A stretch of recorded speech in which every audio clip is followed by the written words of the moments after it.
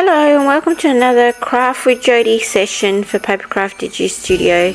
Today I'm going to show you how to turn these into these with a few simple items such as Sharpie, some paintbrushes, paints, so you're going to need red and green and a gold to create the buckle, and lastly you want to seal off your designs to make them waterproof by using this spray.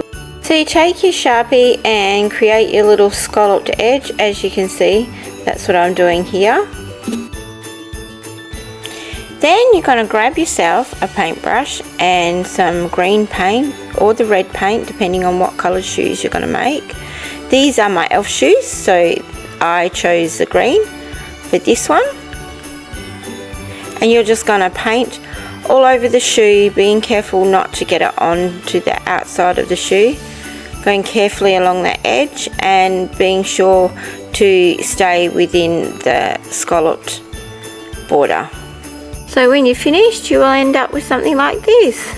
And here I am doing the same process, but this time it's with the red paint to create my Santa shoes.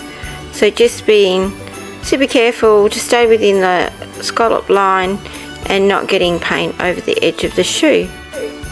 So when you've finished, this is what your shoe should look like, minus the belt.